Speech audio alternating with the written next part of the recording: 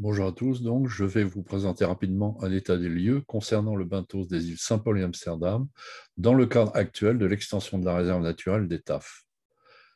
À la suite des rapports de l'IPBES et du GIEC en 2019 sur l'état alarmant de la biodiversité, le gouvernement a décidé de porter à 30% du territoire la surface des aires protégées, dont un tiers sous protection forte. Il a ainsi acté le projet d'extension de la réserve naturelle des terres australes jusqu'aux limites extérieures de la zone économique exclusive d'ici à 2022. La protection des eaux de Saint-Paul et Amsterdam passerait de 4 à 100% de la ZEE. Mais la définition de zone de protection est considérablement handicapée par un manque très important de connaissances. Cette décision du président de la République a provoqué une démarche d'éco-régionalisation coordonnée par la réserve naturelle. Mais pour faire cela, on a besoin de données. De fait, peu d'expéditions ont œuvré dans la zone de Saint-Paul et Amsterdam. La première expédition a concerné Saint-Paul et celle de la Novara. Elle a été suivie par les expéditions de la Dive et de la Gazelle à l'occasion des missions d'observation du passage de Vénus devant le Soleil. Puis, ce sont quelques stations réalisées par deux navires allemands, la Valdivia et le Gauss, respectivement au cours de la Deutsche Tiefsee-Expedition et de la Deutsche Südpolar-Expedition. Depuis 1903, l'intérêt croissant de ces eaux pour les pêcheries, en particulier de langoustes, s'est matérialisé par une description partielle des fonds de pêche. Il faut souligner entre autres les nombreuses observations de Jean Beroy en 1971 et 12 qui lui ont permis de rationaliser l'étachement des peuplements benthiques des fonds de pêche. C'est enfin durant l'hiver austral 1986 qu'a eu lieu MD50, la seule campagne scientifique dédiée à la bionomie benthique périinsulaire de Saint-Paul et Amsterdam, entre 30 mètres et 3075 mètres. Ensuite, quasiment rien concernant le benthos, sinon des observations opportunistes liées à la pêche ou bien effectuées par des scientifiques travaillant sur des programmes à Kerguelen et obtenant parfois l'autorisation de plonger dans ces eaux ou d'y émerger un rove. En se fondant sur les travaux publiés et les observations récentes des COPEC embarqués sur les navires de pêche, il a été possible de faire un inventaire préliminaire de la faune et de la flore marine, avec peu de données sur le profond. Cet histogramme résume la situation présente. 442 espèces benthiques de 15 phylums ont été identifiées. Pour 32% d'entre elles, Saint-Paul et Amsterdam représentent l'aire du type. Par ailleurs, la possibilité d'un endémisme a été alléguée pour 36% des espèces décrites à Saint-Paul et Amsterdam, ce qui est un point important en matière de conservation. Si on ajoute à ces données issues de la bibliographie les espèces inventoriées dans les collections du muséum, on totalise actuellement 546 espèces d'invertébrés marins et d'algues.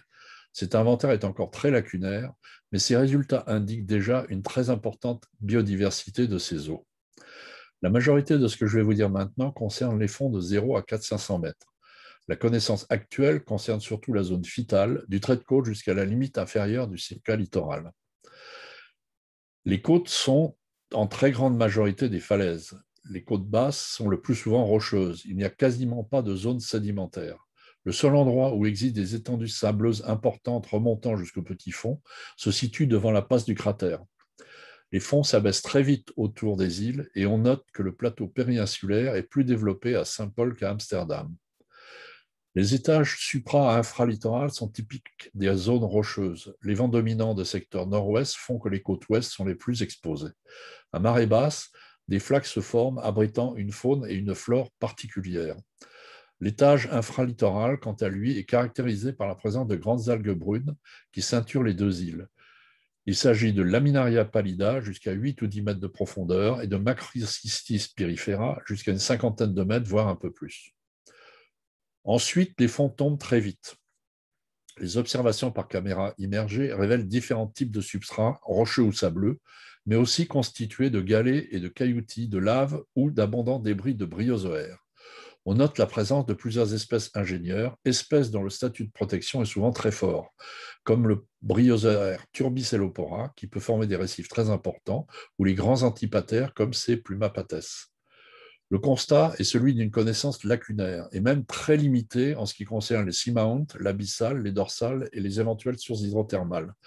Le choix des limites de zones de protection ne pourront pour le moment que se faire à dire d'experts, en se basant aussi sur ce qui est connu aux mêmes latitudes. En revanche, il est clair que deux écosystèmes côtiers, déjà sous protection par le décret de 2016, devront continuer à bénéficier d'un tel statut, le cratère de Saint-Paul et les forêts de Macrocystis.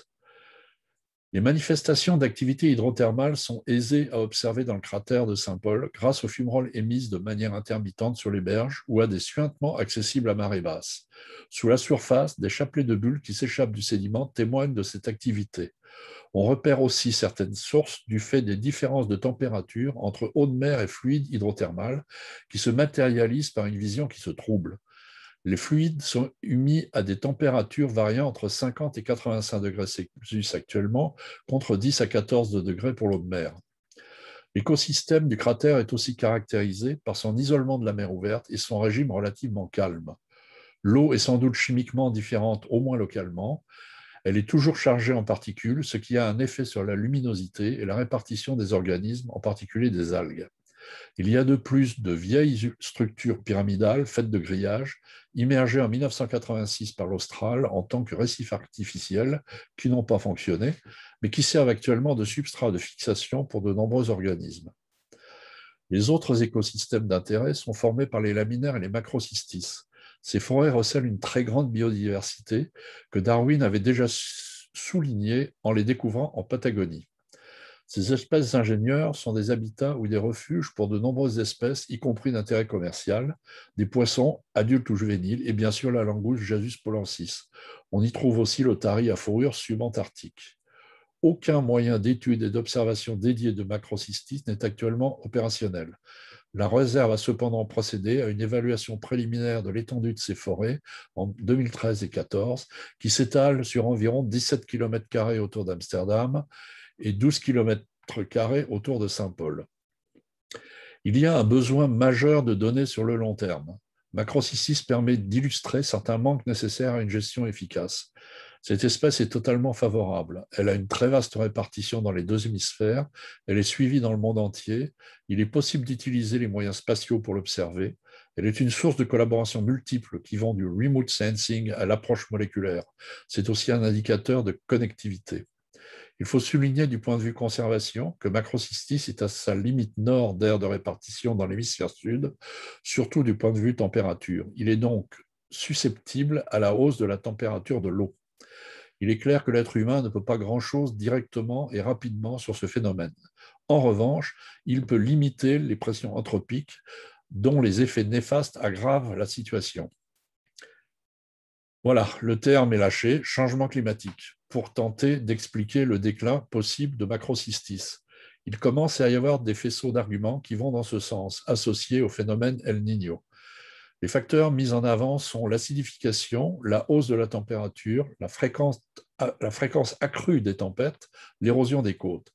On a aussi observé un déplacement des courants tropicaux chauds vers le sud et une diminution et un appauvrissement en nutriments. Cet ensemble expliquerait l'effondrement des populations de ces algues en Tasmanie, par exemple. La situation à Saint-Paul et Amsterdam est difficile à évaluer.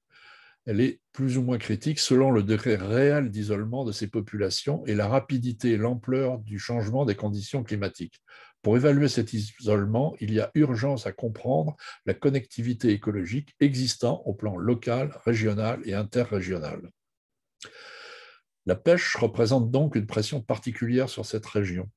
Elle cible principalement les langoustes, Jasus polensis et Projasus parkeri, et plusieurs espèces de poissons, dont 4 principales, le cabot, le rouf antarctique, le Saint-Paul et le bleu. D'autres espèces, telles la sariole, le thasard ou le poulpe, sont également capturées et commercialisées. La pêche est un exemple de pression anthropique finalement contrôlable pour une gestion effective de la ressource comme de l'environnement. La ressource langouste nécessite de connaître et de monitorer ces populations, mais aussi de veiller à ce que ces habitats, par exemple Macrocystis, ne périclitent pas. Comme c'est un habitat biogène, il nécessite les mêmes types de données. C'est là que réside le lien entre gestion environnementale efficace et connaissances scientifiques.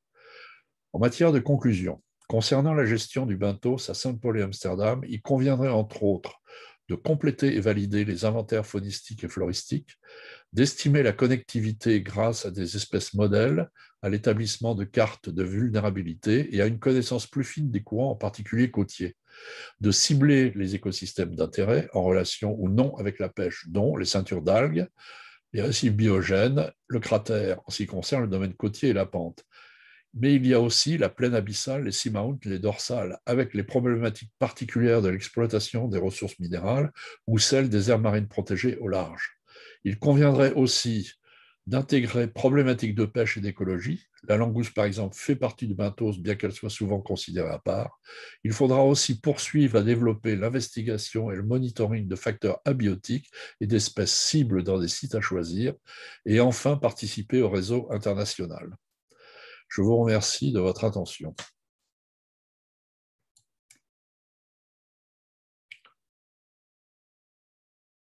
Hop là.